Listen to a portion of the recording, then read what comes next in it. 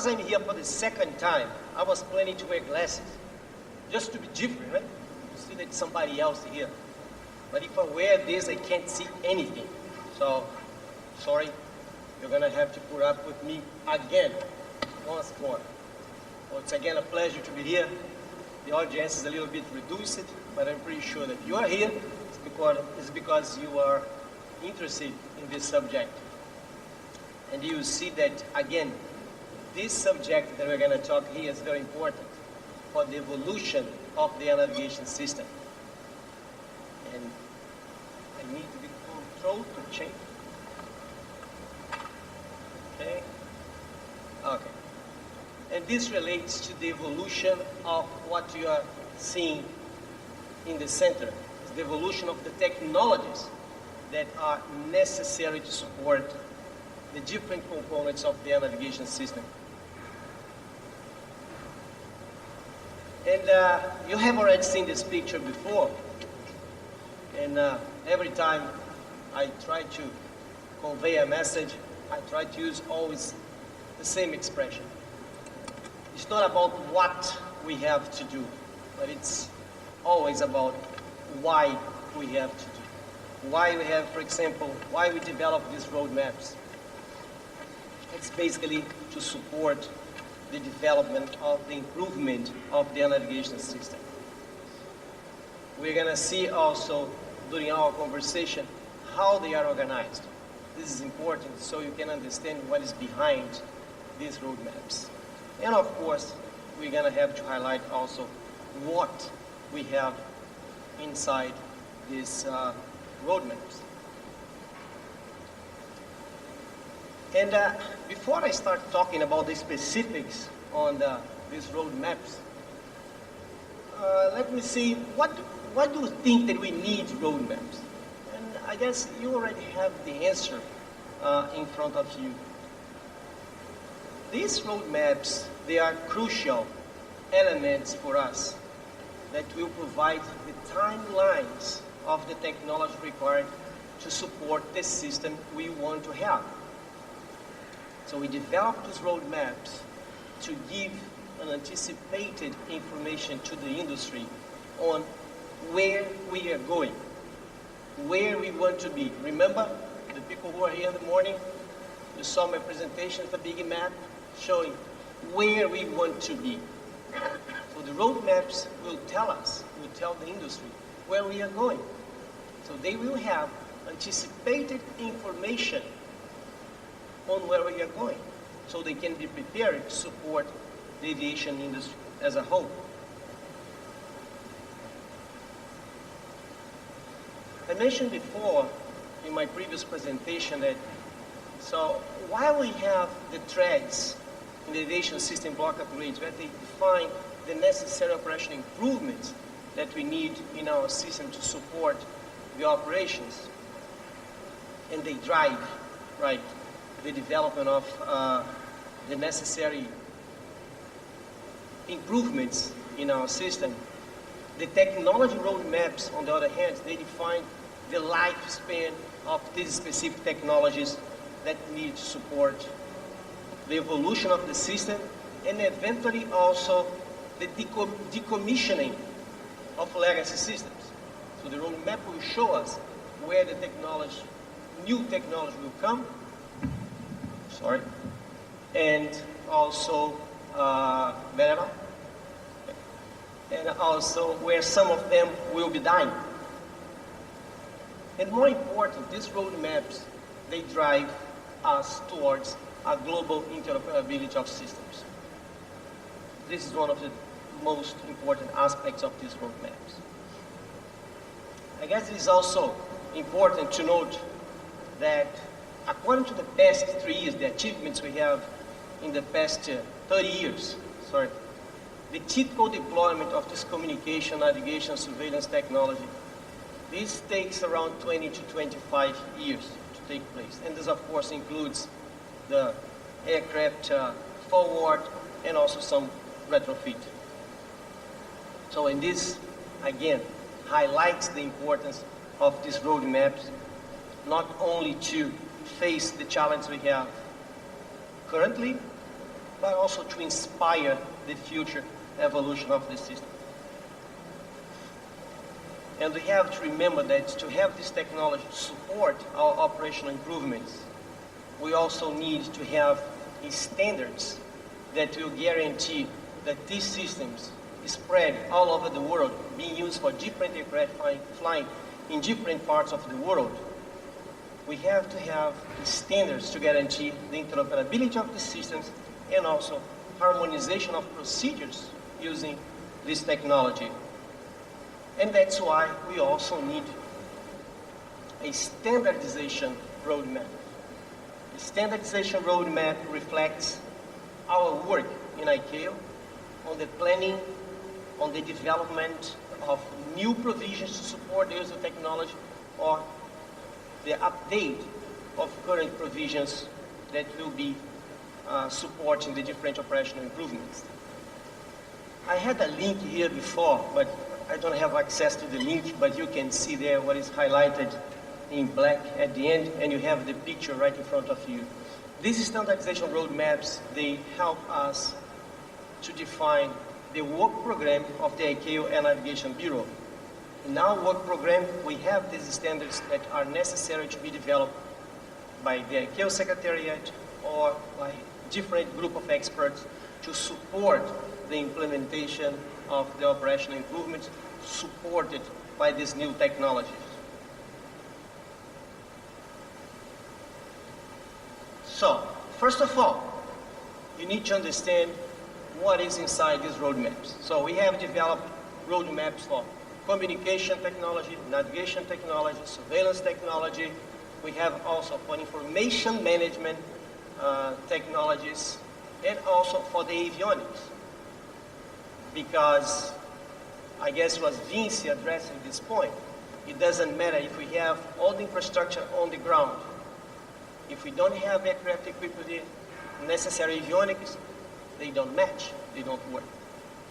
Same thing happens, and this is very common, to have the technology on board the aircraft, but the ground systems are not prepared to use this technology. So they do not match. So this is important to highlight. That's why we have all these roadmaps developed. And to understand these roadmaps, you see that they bring information in terms of the technology area that is being addressed, the specific technologies who will support what we call the module elements in the aviation system block upgrades framework. They bring also information on when this technology will be available, and of course, when this technology is really necessary to support every single element of the aviation system block upgrades. So all these roadmaps, they were developed to support what we have in the global HM system architecture. Because there we're going to have interaction of technology, humans, and these roadmaps are to support this architecture. So they will operate together and they will deliver the benefits we want, all of them. So for each domain of this technology, communication, navigation, surveillance, for each of these technology, they have been divided according to the components identified, right, to support the operational improvements. As you can see, you have for communication, we have air-ground, ground-ground communication. For navigation, the same. We have performance-based navigation roadmap, and we have what we call the sensor-based, also a dedicated technology roadmap. For system-wide information management, we also have different areas to be addressed, like flight info information, aeronautical information management. So we have, for the different areas, different roadmaps. And we're going to see, I have to be honest, I will not go into details in all of them, but you have a highlight on all of them. So for example, for communication, basically two basic categories are identified. The ones are safety related, or related to the safety of the ATS service, the air traffic services, that performance requirements, procedures, services and support technology are really strictly standardized and regulated. Oops. And we also have other information related aspects that are less critical. Basically, what's going to drive the development of this technology will be based on the need for them to support the safety-related air traffic services. And of course, some of them are in advanced stage of development. You can see, for example, for airports, we have development of ground-based high-capacity airport surface data link network that we call AeroMax, or Aeronautical Mobile Airport Communication System. In terms of satellite communication, we have a new satellite data link system that is targeted more for oceanic and remote areas where we cannot put on the ground the supporting technology. And this can be dedicated satellite communication for air traffic services, can be a multi-mode commercial system like Inmarsat or Iridium. For terrestrial ground aids communication, we have terminal to support terminal and air route operations.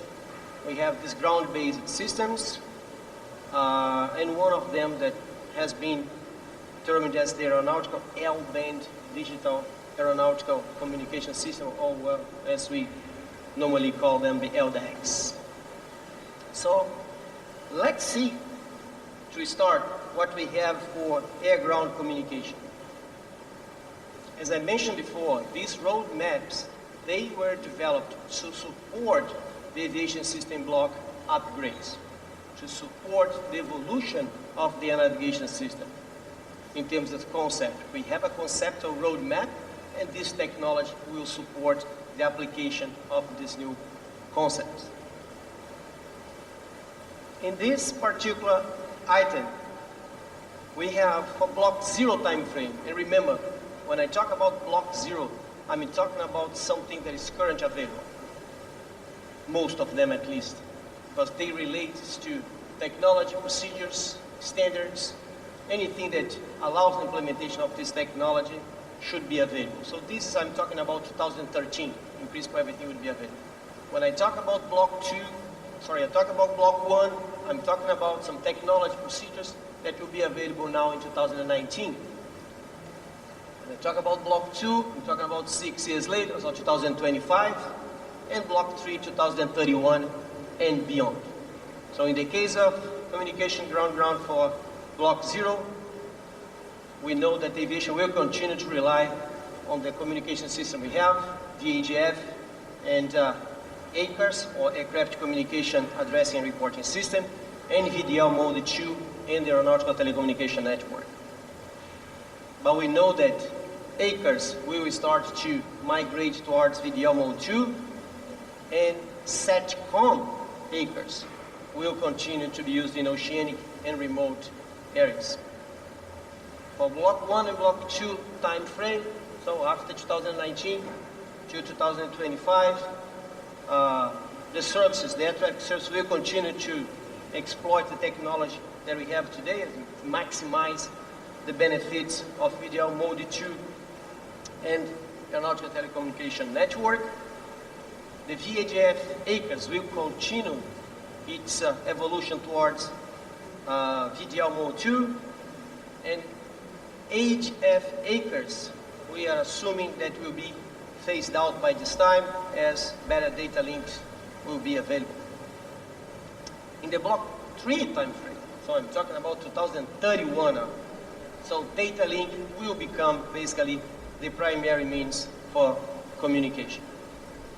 For oceanic and remote regions, we expect that migration from HF to SATCOM, and this will be, we expect to have this transition completed by block 3. And we have, in terms of services, a full 4-dimensional trajectory management with data link being used as a primary means of communication in place.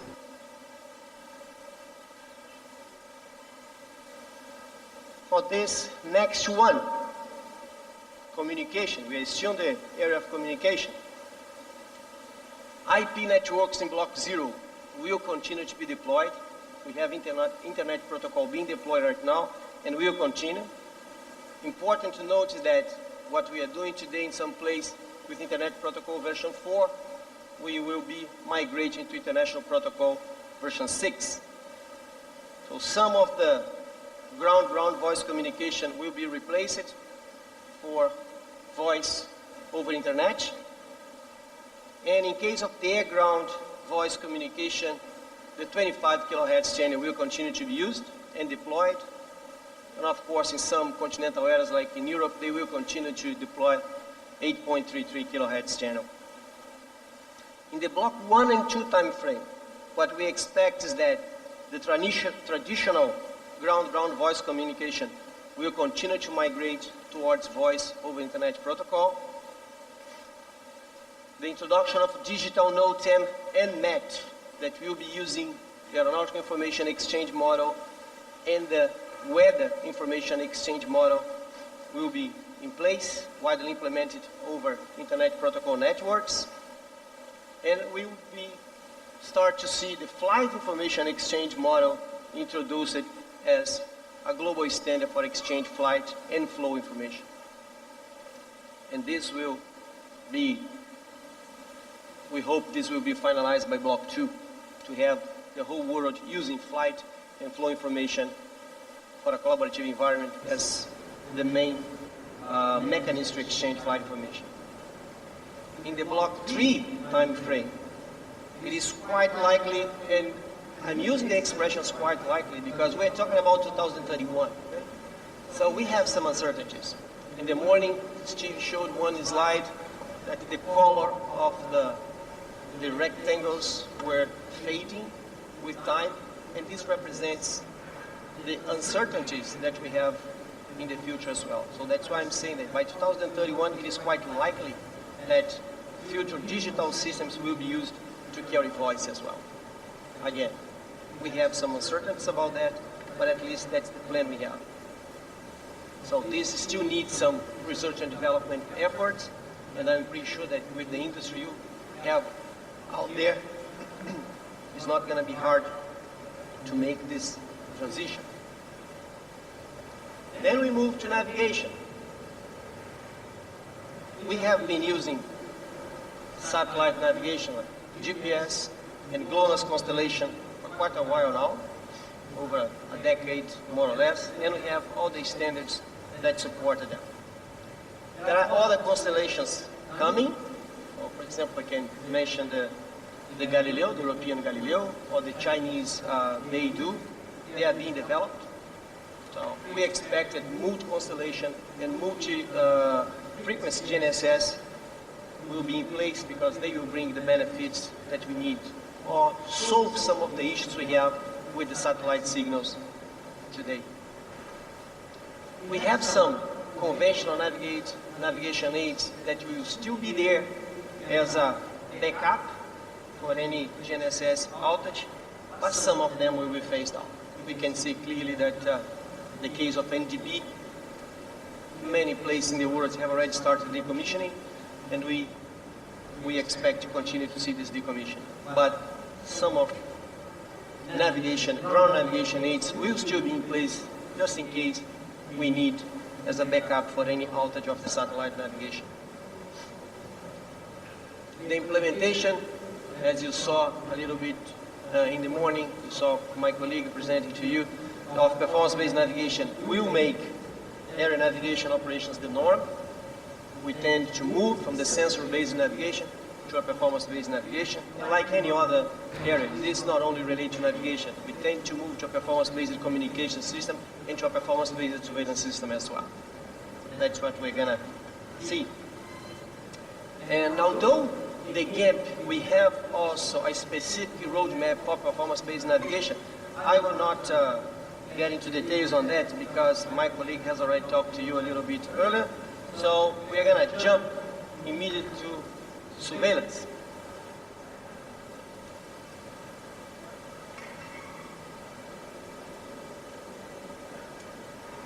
This is important to show the trend of surveillance for the next 20 years.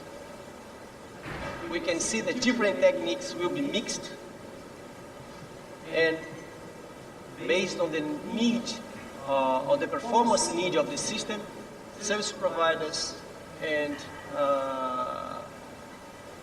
the airspace users, they will choose the best one depending on local constraints. Cooperative surveillance will be more in place. We're going to see more and more the use of ADS-B all over the world, but we also have other technologies like wide area multilateration in place as well. I guess there will be a growing use of downlink aircraft parameters. We can see that. That's what I told you in the morning. Aircraft will start to be not only a consumer of information, but also a provider of information for the system that will be sharing with other aircraft. So we see more and more parameters being downlinked from the aircraft. So for Block 0, in terms of surveillance, we see a significant deployment of these cooperative surveillance systems, ADS-B, multilateration, or wide area multilateration. And if we move to Block 1, the deployment of these cooperative surveillance systems will be expanded. So remote operation of some HS units will require new forms of surveillance to be in place, like high-definition cameras to allow air traffic controllers to provide service remotely and to improve situational awareness during the provision of the services. In the Block 2 time frame, I guess these twin needs between the increased traffic levels and reduced separation minimum will, of course, require an improved form of ADS-B. So maybe airspace-based ADS-B, it is likely to be fully available by that time and will be used to provide surveillance. In the Block 3 time frame, and again we have some uncertainties, we are talking about 2031. So, but at least we see that cooperative surveillance techniques will be the dominant form of surveillance. And of course, we're going to have specific other non-cooperative means of surveillance being used for specific needs. But for the provision of air traffic services for the civilian users, we can see clearly the cooperative means of surveillance being the dominant means of technology in place. And this is for ground air. And we have surveillance for air as well that will support self-separation or dependent separation. So in the case of Block 0, we can see ADS-B already in place in some places. In Block 1, we're going to have an advanced application of ADS-B. Block 2, the same thing. And by Block 2, we're going to start to see ADS-B technology used for basic airborne delegated separation. That's when we start to talk about trajectory-based operations, where controllers will delegate to the airborne systems the provision of separation. That's what we're going to start to see in Block 2. In Block 3, this ADS-B technology will be supported, of course, by the Block 2 technology, ADS-B, but in this case, use it for some self-separation, mostly in oceanic and remote areas. So let's see now one of the most challenging subjects in terms of future of our industry. That's related to information management. I'm trying to move here. I always forget to move there. So information management is one of the challenges that we have. Because as I mentioned before, information for us is the glue. We will put all technology together, all concept components together that are necessary for the provision of services that we needed to have in place. So the goal that we have is a net-centric operation where the air traffic management network is considered as a series of nodes And in this case, we include the aircraft, as I mentioned before, providing some type of information to our system as well. System-wide information management, or SWIM, as we call, is an enabler that is essential for these applications. It will provide the necessary infrastructure to allow that all the information is available for the use by different applications and different members of the ATM community. And then, because we're talking about information management, and I mentioned before, cybersecurity becomes an increasing issue through the time. Why? Because ever-growing importance of this digital information, so the migration for this information management system, cybersecurity starts to become an important subject. So what we see happening today in Block 0, we can see that operational services are still supported by service-oriented architecture implementations. Migration to digital no-turn starts to go over IP. In the Block 1 and Block 2 time frames. For Block 1, we will start to see some initial system-wide information management capability implemented, will be deployed in several parts of the world. They are working right now to have these capabilities deployed, so I'm talking on something happening 2 years from now. In the case of Block 2, that's when the aircraft starts to become part of the service provision as well. So some flight objects will be introduced that will help us to improve the inter-facility coordination. When you go to Block 3, we see that full SWIM will be deployed. Full system-wide information management will be in place that will allow everybody to participate, to collaborate, provide and get information from the system, and that's when we're going to have the necessary support to the vision I spoke in the morning, that is to have a trajectory-based operations or a full four-dimensional trajectory management in place. We see some alternative source for time source, GNSS, that's what we call alternative positioning, navigation and timing as well.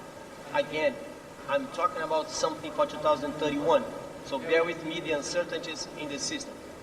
I'm not saying that this is carved in stone. I'm saying that this is the plan to provide the industry a guidance towards a system that we all want to have. During our walk, of course, some adaptations will be necessary, depending on how technology and depending on how our industry evolves.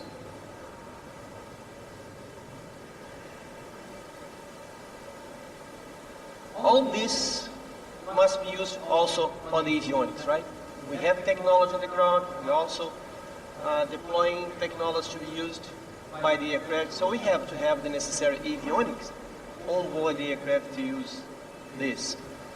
So a roadmap for avionics was also developed and is being updated as time goes by.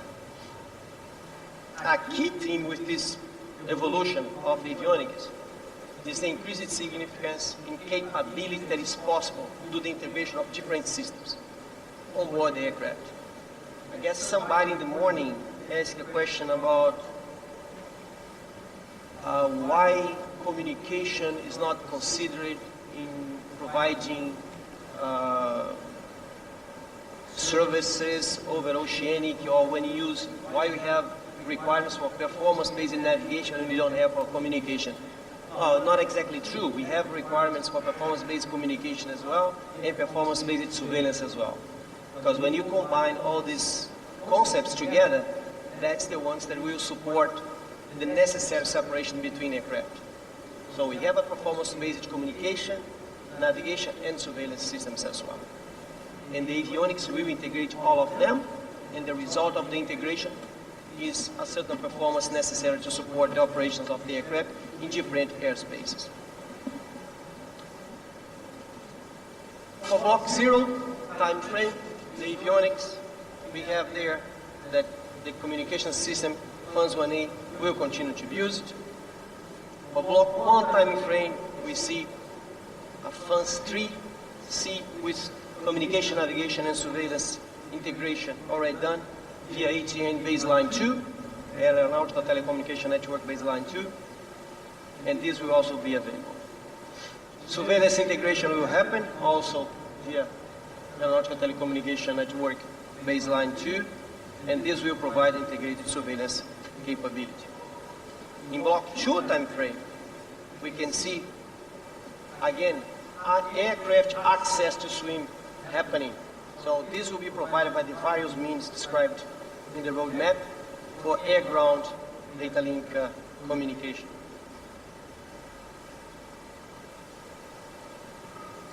In terms of navigation, in the Block 0 time, and remember, we are talking about the avionics for navigation. In the Block 0, we have already our flight management system supporting different applications related to performance-based navigation, and we can see also that the inertial system, navigation system, will be used in conjunction with the other system to guarantee the capability of navigation of the aircraft. In the Block 1 and Block 2 time frames, we start to advance. So airport navigation migration via ATN baseline 2 provides integration between the FMS and also the airport navigation system. We see all GNSS constellations eventually operating in multiple frequencies, and this will help us to avoid some issues that we have today with the availability of the signal. And of course, this second frequency will allow avionics to calculate the issues that we have with the signal when the signal crosses the ionosphere. So the airborne multi-mode receiver will also have to be compatible and interoperable with this mode constellation in place that we see already in Block 2. And in Block 3, of course, the flight management system will be updated. We have to evolve to guarantee the necessary support to a full four-dimensional trajectory.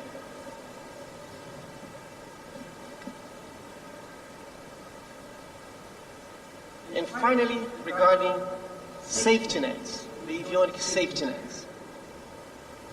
It's our last line of defense. In the Block 0 time frame, we already have all the standards in place. We have the Airborne Collision Avoidance System 2, or TKS version 7.1, will be the main safety net, airborne safety net. And this will continue until the Block 1 time frame. That's 2 years from now. Ground proximity warning system will also continue. We're going to have other enhancements, for example, enhancements in the vision, enhanced vision systems. The EVS for aerodrome use will be available in the cockpit as well. And in the Block 2 time frame, we're going to have the synthetic vision system for aerodromes use available in the cockpit as well. In the last edition of the Global Air Navigation Plan that we endorsed in 2016, one important roadmap could not be developed. But we are working already in this, and we hope we will be able to conclude the development of this roadmap for the next edition of the Global Air Navigation Plan. That is the automation roadmap. What is necessary on the ground, in the ATS facilities, to allow the ATS facilities to provide the service that all this technology on board and on the ground will make possible. So this is another roadmap that we're still working on to develop. It's the automation roadmap. This will guarantee that all these technologies and concept of operations are consistent and predictable when the aircraft cross borders. This is something that we still need to work on. And after all these slides, and very heavy slides, I have to agree with you. At least I'm sure that you know now why we develop roadmaps. And why we develop the roadmaps, how we develop roadmaps, and what are in the roadmaps. Why we develop roadmaps? It's basically to improve the performance of the navigation system in a harmonized way, not leaving anybody behind. How we do that? How they are organized? By technology area and technology that is supposed to be available to support operational improvements. And what we have in the roadmaps, you saw. What we have is basically the evolution of the technology to support different concepts of operations. This is my last slide, and what I just would like to say now, first of all, is thank you for all of you for staying here to listen in this heavy presentation, I have to agree, and thanking the sponsors to make our presence here possible. It was a pleasure for me, my first time in Russia, so I'm enjoying my time here. I hope to come here more times. And you have my contacts, at least the sponsors, they have my contacts. Please feel free to contact me anytime here or in ICAO when I'm back home. So thank you very much for your attention, and I hope to see you soon again. Thank you. Thank you so much. Господа, если есть вопросы, я бы попросил, чтобы вы их задали.